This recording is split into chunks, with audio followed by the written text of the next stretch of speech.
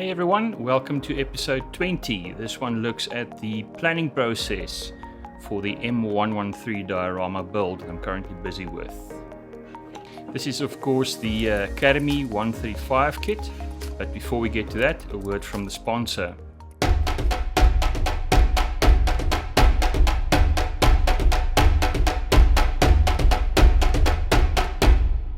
That's right guys, the kit that I'll be building is being sponsored by Zululand Hobbies here in South Africa. They stock a wide variety of very high quality kits and accessories, and you're sure to find something there that you will like. So let's get started. You'll recall that in video 2 I also covered the same theme, planning a diorama build, and this is a continuation of that. I'll be following the same procedure. First step of course being to decide what exactly we want to do, and to do that I've collected quite a few reference pics and made a selection from that. Ideally what I'd like is to have the vehicle in the jungle with vegetation up very close to the sides and the grunts on top.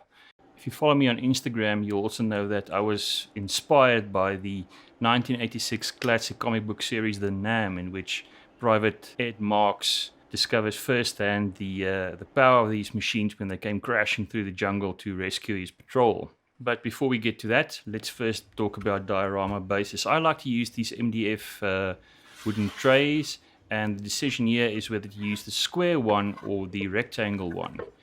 Now with the square one, I can position the vehicle dead center with vegetation up on both sides, and this will look nice and balanced. I actually quite like this.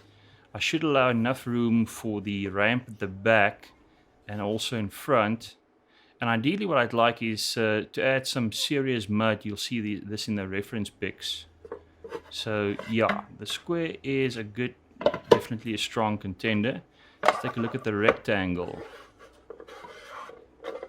To my eye, the vehicle starts to look a bit small, and also I'll have to add a large amount of vegetation to the sides and to the back, and if that overpowers the vehicle, then we sort of lose its impact. Even to the side it doesn't work all that well. My thinking is that perhaps we should stay with a square. Yeah, I think that's the way to go. The square tray it is. So having decided on the square tray, the next step is to cut a piece of paper on which I can now do the detail planning. This should fit into the inside of the tray. So the vehicle is going to be dead center, more or less there. The next thing we want to do is to lay down our muddy tracks, serious mud in this case, similar to what we see in the reference pics.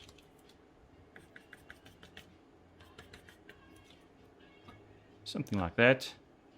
I love this picture of the Australian tracks, and I think to do that mud, this product from Ammo Mig will work perfectly, along with some water effects. Next are the bushes to the side. Again, here I would like the vegetation to grow right up to the edge of the vehicle as it's pushing through the vegetation. Some thin trees.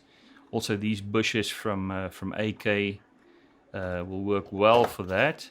And I've got something similar from Martin Welberg. Stuff looks super realistic and it will work perfectly for that spot. I also have these. You remember in the previous build I wanted to use them, and eventually I decided against that. But these broken tree stumps will work perfectly for this, especially seeing that armor has been pushing its way through. There's lots of evidence of broken trees. So this will not look out of place. The decision is where? Front, back? I'm thinking at the back. Composition wise, it just looks better. So the back it is. Let's just mark that position. More or less there. Mark it as broken tree. There we go. Now this leaves us with a decision what to do about this empty space in front. And this would be perfect to place our figures. You'll remember I've got these extra grunts from the the master box figure kit, and they will work perfectly there. Just mark the position of the APC, and I do this to determine the position of the rear ramp. There we go. Now this is an important part. In many reference pictures you will see the ramp open, almost propped up on an ammo can or an ammo crate, and the inside, the floor packed with sandbags. So for this, my Tamiya sandbags will be perfect. And again, back to the comic book, the old timer that tells Private Marks that we don't ride inside, we ride on top. Because the armor is so thin, the shrapnel goes right through this vehicle. It's safe on top. This will also be the ideal place to stack a few boxes of sea rations. This is something I tried briefly in my previous build, and it's something I'd like to expand upon. I've got these cartons from Tamiya, and I can scratch build the cans. And there we go, guys. That's the planning. I think this is an often overlooked step, but very important nonetheless. You can follow the rest of this build on my Instagram as always.